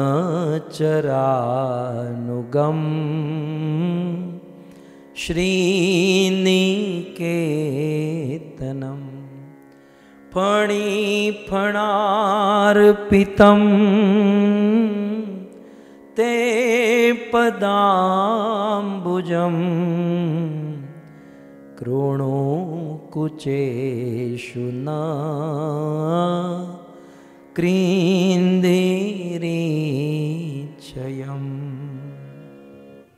गोपियाँ कहती हैं कि हे कृष्ण, आपके चरण कैसे हैं? तो प्रणत देही नाम, प्रणत माने प्रणाम करना, देही नाम माने देहधारी जीव। श्लोक देखिएगा, प्रणत देही नाम, प्रणाम करने वाला देही नाम देहधारी जीव जब आपको प्रणाम करता है तो आप क्या करते हैं? पाप कर्षणम। कृष्ण आपके चरणों में पापी लोगों के पाप को खींचने की शक्ति है। पता नहीं कौन सा वैक्यूम मशीन फिट किया है आपके चरणों में, ऐसा वैक्यूम मशीन है कि कोई पापी यदि प्रणाम करे तो सारे पाप कर्षणम, पाप आप खींच लेते हैं। लोग पाप को धोने के लिए, पाप से मुक्त होने के लिए क्या क्या करते हैं, लेकिन फिर भी पूर्ण रूप से नहीं हो पाते। लेकिन जीव यदि भगवान को प्रणाम कर दे, सारे पापों से मुक्त हो जाए। प्रणाम की बड़ी महिमा है। श्रीमद् भागवत के अंत में सूत जी ने 2 ही चीज बताई कि पूरा भागवत सुनने के बाद 2 चीज करने लायक है। बाकी सब भूल जाओ तो भूल जाओ, नो प्रॉब्लम, लेकिन दो चीज कभी मत छोड़ना। एक, नाम संकीर्तनम यस्य, भगवान का नाम कभी मत छोड़ना, और प्रणाम दुख शमनम, भगवान को प्रणाम करना कभी मत छोड़ना। ये सूत जी ने ऐलान किया, भागवत का अंतिम श्लोक। तो देहधारी जीव भगवान को प्रणाम करने से वे पाप खींच लेते। और क्या है? तृण चरानुगम, जो चरण तृण चर, घास खाने वाले गाय और बछड़े के पीछे दौड़ते हैं। और क्या महिमा? श्री निकेतनम, श्री माने लक्ष्मी, लक्ष्मी जी का आभूषण, स्वयं लक्ष्मी जिन चरणों का सम्मान करती हैं, जिन चरणों को दबाती हैं। फिर आगे फणी फणार्पितम, जो चरण अनंत फेण वाले कालिय नाग के ऊपर नृत्य किए, और जैसे जैसे चरण पड़ते गए कालिय नाग का विष खत्म हो गया। ये हैं भगवान श्री कृष्ण के चरण। कृणु कुचेषु नः कृन्धिरिच्छयम, है कृष्ण आपके ये चरण हमारी छाती के ऊपर रख दीजिए, आपके चरण हमारे हृदय पर रख दीजिए, जिससे हमारे हृदय की सारी कामना खत्म हो जाए। हमारे हृदय में अनेकों कामनाएं हैं, अनेकों वासनाएं हैं, लेकिन हम भगवान के चरणों का ध्यान करें, कृष्ण के चरणों का में प्रणाम करें, तो हृदय की सारी कामना, सारी वासना खत्म हो जाती हैं, मुक्त हो जाती हैं। सो ये है भगवान श्री कृष्ण के चरणों की महिमा। तो इस प्रकार से शिव जी कहते हैं कि आपके चरणों के जो प्रकाश हैं, तेज हैं, उसकी इतनी महिमा है कि मन के पाप को दूर कर देता है। और फिर आगे, प्रदर्शय स्वीय मापस्त साध्वसम, हे कृष्ण आप अपने चरणों के प्रकाश का दर्शन कराइए, ये पहली लाइन में कहा। और अब दूसरी लाइन में कहते हैं कि आप अपने प्रदर्शयम स्वीय मानम साध्वसम पदम, पहले चरण का प्रकाश और अब दूसरा पदम, आप अपने चरण का दर्शन कराइए। तो यहां पदम के दो अर्थ है।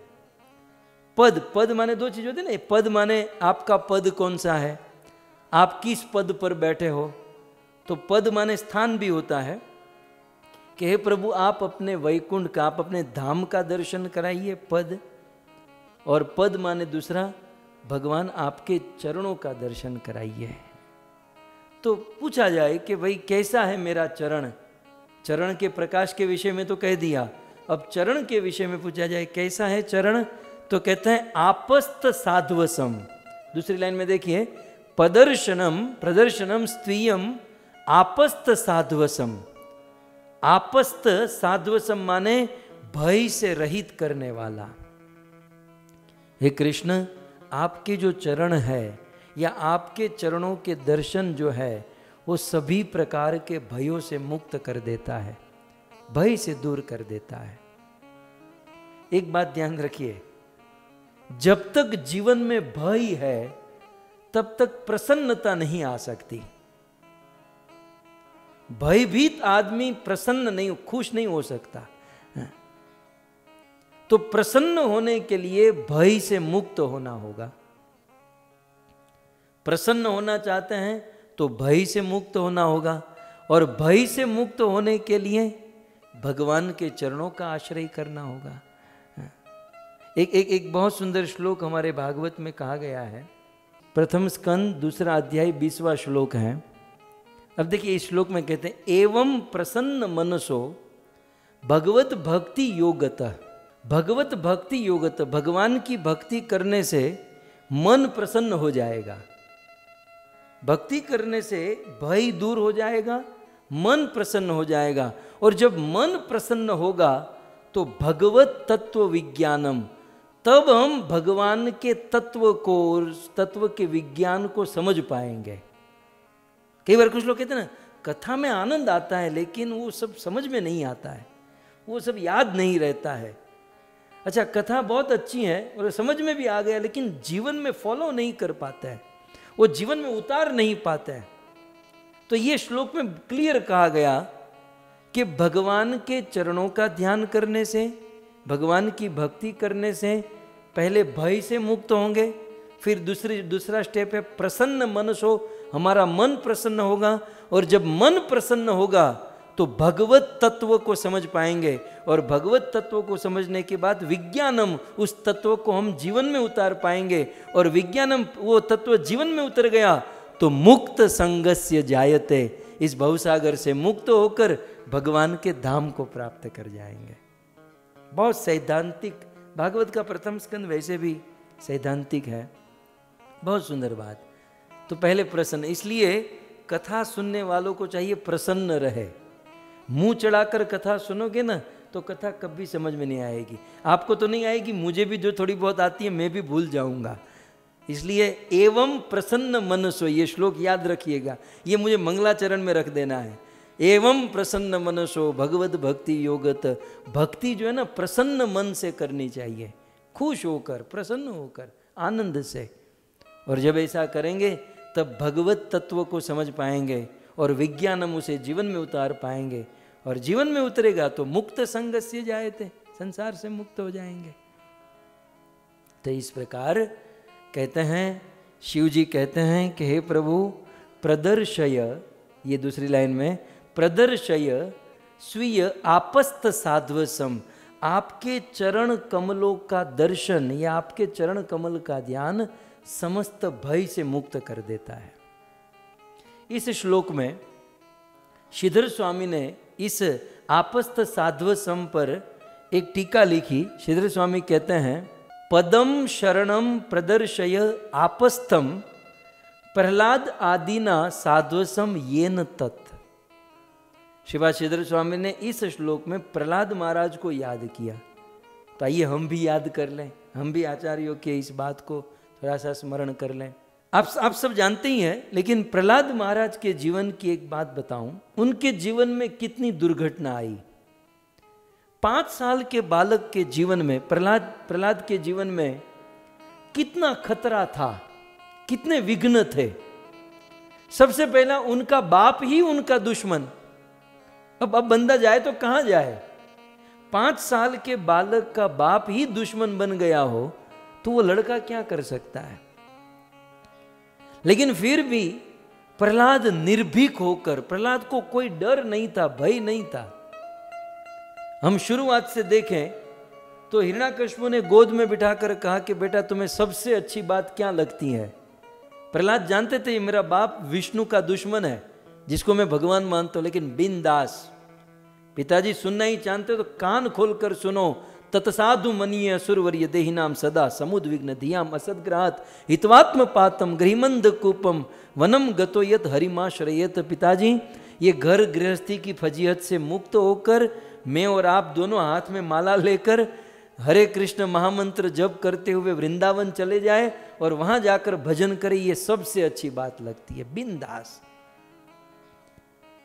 वो हिरण्याकश्यप लाल पीला हो गया, आप सब जानते ना, वो चिल्लाने लगा, लेकिन प्रहलाद बिंदास थे। फिर दूसरी बार दूसरे साल प्रहलाद को बुलाकर पूछा तुम्हें और अच्छा क्या लगता है, तो अभी भी कोई डर नहीं था।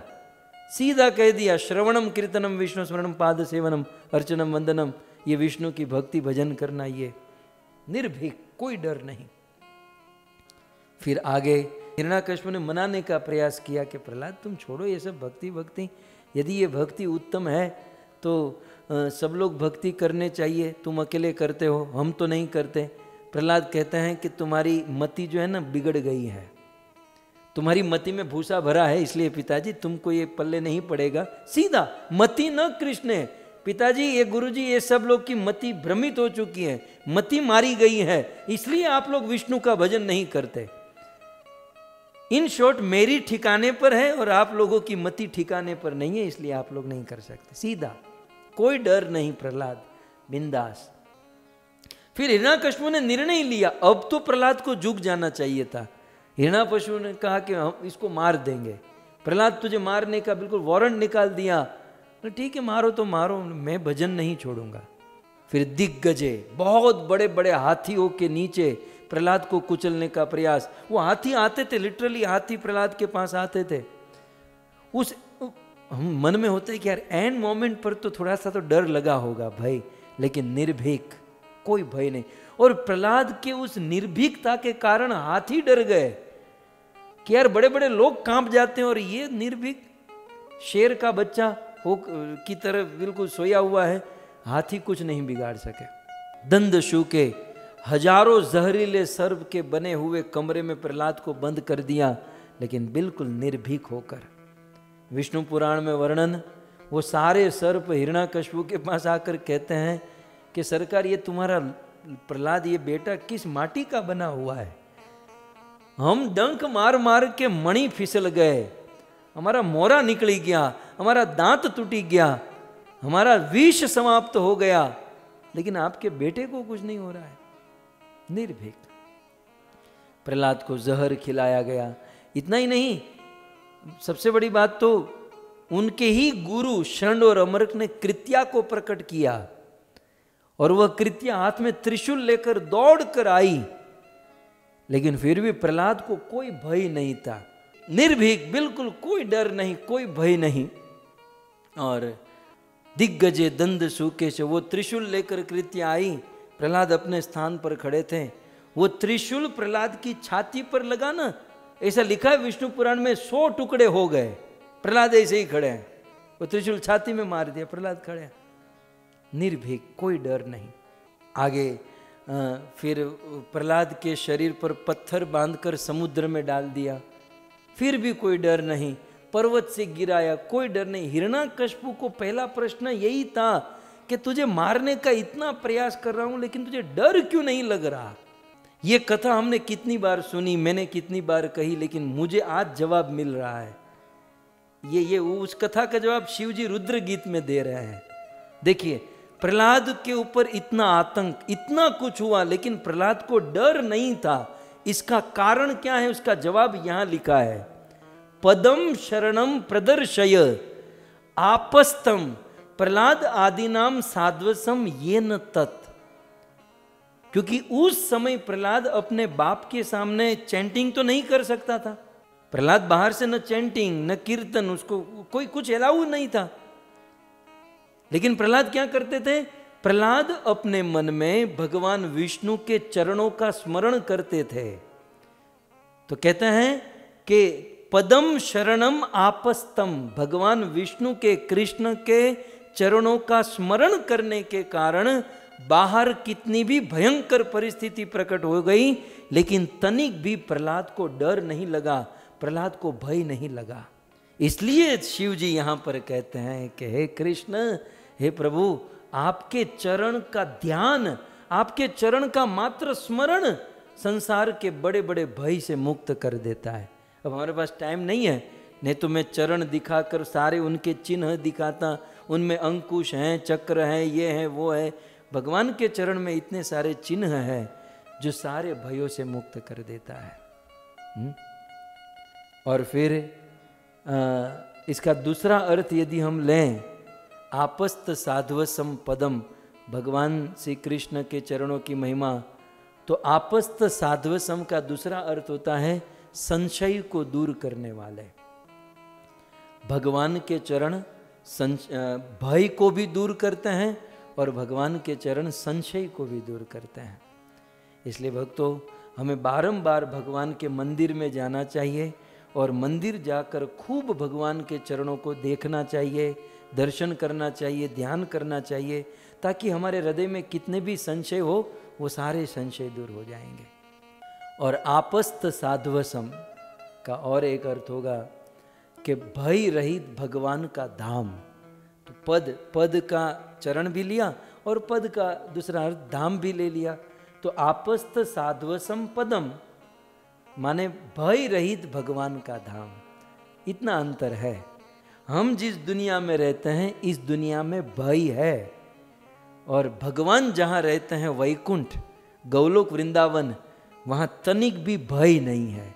अरे भय नो तो केवी जामी जाए यार, भय नो तो केवी मौज पड़े, कोई नो भय नहीं, पत्नी का भय नहीं, जॉब का भय। यहाँ तो बेचारे एवरी फ्राइडे को टेंशन, कहीं छुट्टी तो नहीं दे देंगे, जॉब का भय नहीं, कोई भोजन का भय नहीं, कोई कोविड का भय नहीं। आम केटलू आनंद आवे।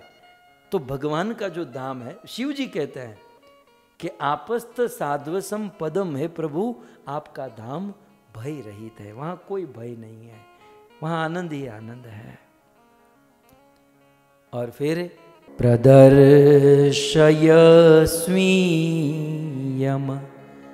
पासस्त साध्वसम पदम गुरो मार्ग गुरुस्तमो जुषा। बहुत सुंदर। गुरु, अब पदम के बाद की लाइन हम समझे। शिव जी कहते हैं भगवान श्री कृष्ण से कि हे प्रभु, हे कृष्ण, गुरु आप हम सबके गुरु हो।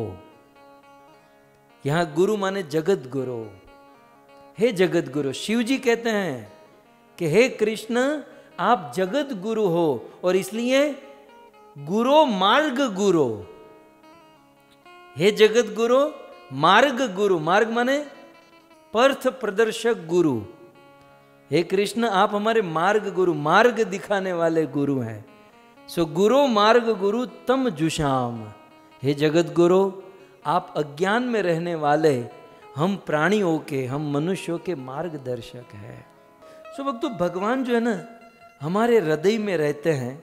गीता में सर्वस्य चाहम हृदि सन्निविष्टो, और हृदय में रहे हुए भगवान के चरण प्रकाशित होते हैं और उस प्रकाश से हमें मार्गदर्शन मिलता है। वो भीतर भगवान के चरणों के प्रकाश से हमारा अज्ञान दूर होता है। तो हम कहेंगे ठीक है, तो भगवान अंदर बैठे हैं ना गुरु, तो फिर बाहर से गुरु की क्या जरूरत है। हम तो ये सब नहीं समझेंगे, हम तो सीधा हमारा ही लाकर खड़ा करेंगे। बहुत अच्छा हो गया, चलो शिव जी ने कह दिया पदम गुरु कृष्ण गुरु है, कृष्णम वंदे जगत गुरु, तो हमारे गुरु हो गए। तो अब वो गुरु अंदर ही बैठे हैं, तो कहीं बाहर जाने की भी जरूरत नहीं। तब शिव जी कहते हैं कि जो अंदर बैठे हैं वो अंदर से हमारा अज्ञान दूर करते हैं, और उसी अंदर परमात्मा रूप में बैठे वाले गुरु का प्रतिनिधि होता है बाहर का गुरु। और ये दोनों गुरु की महिमा है, और ये दोनों गुरु की आवश्यकता है। जब तक अंदर की गुरु की कृपा न हो तब तक बाहर का कुछ नहीं कर सकता, बाहर वाला की कृपा न हो तब तक अंदर वाला कुछ नहीं करेगा। ये दोनों का सेटिंग होना चाहिए। और इसीलिए ये दोनों गुरु के विषय में श्वेताश्वर उपनिषद 6 अध्याय 23वां श्लोक श्वेताश्वर उपनिषद में कहा गया, यस्य देवे परा भक्ति यथा देवे तथा गुरो तस्येते कथितायर्था प्रकाशन्ते महात्मना। श्वेताश्वर उपनिषद में कहते हैं यस्य देवे परा भक्ति, अंदर वाले गुरु में भगवान में हमारी जितनी भक्ति है, तो यथा देवे, यथा अंदर, वो अंदर वाले देव में जितनी है तथा बाहर के गुरु में होनी चाहिए। सो भगवान गुरु रूप में अंदर भी बैठे हैं, लेकिन बाहर के जो गुरु उनके प्रतिनिधि माने जाते हैं, तो उस भगवान में जितनी श्रद्धा है उतनी बाहर वाले गुरु में भी होनी चाहिए। और तस्येते कथितायर्था, जब इस प्रकार से दोनों में श्रद्धा होगी तो प्रकाशन्ते महात्मन, तो इतना प्रकाश होगा, इतना ज्ञान होगा, अज्ञान तो दूर हो जाएगा। उस ज्ञान के बलबूते पर हम भगवान और भगवान के धाम को प्राप्त कर सकते हैं। सो इस प्रकार से शिव जी ने बहुत सुंदर यहाँ पर भगवान के चरण के प्रकाश और भगवान के चरण की महिमा निवेदित की। और शिव जी क्या कहे कि हे प्रभु आपके चरणों का दर्शन हमें दीजिए। यह कहने के बाद शिव जी के मन में नम्रता छा गई। शिव जी के मन में हो गया, ओ ये मैं क्या मांग लिया, ये मैं क्या बोल गया। ये नम्रता है शिव जी की कि मेरी क्या औकात, मेरी क्या हैसियत कि मैं भगवान के चरणों को देखूं। प्रभु मैं आप अपने चरणों का दर्शन मुझे कैसे देंगे। तब अब शिव जी अपना भाव व्यक्त करते हैं कि प्रभु मैंने तो आपसे बहुत दुर्लभ वस्तु मांग ली, आप चरण न दो, लेकिन आप हम पर कृपा करो कि हम आपके चरणों का ध्यान कर सके। भले आपके चरणों का दर्शन तो प्रभु आप बिजी आदमी, इतने बड़े आदमी, आप अपने चरण मत दिखाओ, लेकिन आशीर्वाद दे दो कि हम ध्यान कर सके, क्योंकि आपके चरण के दर्शन में और चरण के ध्यान में कोई अंतर नहीं है। तो इस प्रकार से शिव जी भगवान से प्रार्थना करते हैं। हमारा कितना बड़ा सौभाग्य है कि प्रार्थना शिव जी कर रहे हैं, काम हमारा हो रहा है। हम ये जो कथा सुन रहे हैं ना, ये भगवान के रूप स्वरूप और चरणों का ध्यान ही है। कुछ लोग कहते हैं ना, ये कथा पता क्या सुनते हो, हरि नाम क्या लेते हो, समाधि में बैठो ध्यान करो। अब ये ध्यान नहीं तो और क्या है, मुझे ये बताइए, ये ध्यान नहीं है। ध्यान का मतलब क्या है? ध्यान का मतलब यह है कि सब जगह से ध्यान हटाकर भगवान में ध्यान लगाना। तो कथा सुनकर जितना भगवान में ध्यान लगता है उतना अन्य क्रिया कार्य में लगता है। और आजकल ये जो कहते हैं ना, हम ध्यान में बैठे हो, ध्यान नहीं करते, ध्यान का नाटक करते हैं। जो कुछ लोग अच्छे हैं उसको हम प्रणाम करें, लेकिन आधे लोग तो सो ही जाते हैं, वो क्या ध्यान करें। ध्यान भागवत है। श्री वेदव्यास मुनि को नारद मुनि ने उपदेश दिया और नारद जी चले गए तो सम्याप्राश आश्रम में बैठकर वेदव्यास मुनि समाधि में चले गए, ध्यान में बैठे, समाधि हो गई। और समाधि में बैठकर वेदव्यास के मुख से भागवत के श्लोक निकले और गणेश जी ने उस श्लोक को लिख लिए। तो ये भागवत जो है वेदव्यास मुनि के समाधि की भाषा है। इसलिए यदि कोई व्यक्ति ध्यान से भागवत सुनता है तो भागवत सुनना समाधि है। और ये अनुभव आप सब करते हैं कि एटलीस्ट जब हम भागवत सुनते हैं ना, हमारा मन भागवत में, भगवान में लगा रहता है। ये समाधि है, ये ध्यान है। तो शिव जी भगवान से ये प्रार्थना करते हैं। तो समय यहाँ पर हो चुका है, यहीं पर मैं विराम करता हूँ। आप सभी भक्तों का धन्यवाद। आप सभी भक्त बड़े भाव से, इस बार थोड़ा सा फिलोसॉफिकल टॉपिक हो गया, लेकिन ये भी ज़रूरी था। और आप लोग लीला को जितना आनंद से सुन रहे हैं उतनी फिलोसॉफी भी आनंद से सुन रहे हैं। तो इससे वास्तव में प्रभुपाद चैतन्य महाप्रभु और हम सब प्रसन्न हैं। बहुत अच्छा आप अपना योगदान दे रहे हैं। तो आप सभी भक्तों का धन्यवाद। और विशेष धन्यवाद हमारे इस कथा के आयोजक रमेश भाई पटेल, मीनाक्षी बहन पटेल, हिरेन भाई पटेल की पावन स्मृति में ये सुंदर भागवत कथा का आयोजन करने वाले चतुरात्मा प्रभु और हमारी जानवी माता। सो धन्यवाद चतुरात्मा प्रभु, जानवी देवी माता और उनकी सारी पुत्रिया, नेहा माता, ज्योतिका माता, हरिप्रिया माता, दक्ष कन्या माता, भाविका माता, सभी लोगों का धन्यवाद। आइए जय जयकार के साथ हम आज के सत्र को विराम करें। ग्रंथराज श्रीमद् भागवतम महापुराण की श्री देवाधिदेव महादेव की, श्री कृष्णचंद्र भगवान की, जगत गुरु श्रील प्रभुपाद की, निताय गौर प्रेमानंदे। जय जय श्री राधे, जय जय श्री राधे, जय जय श्री राधे।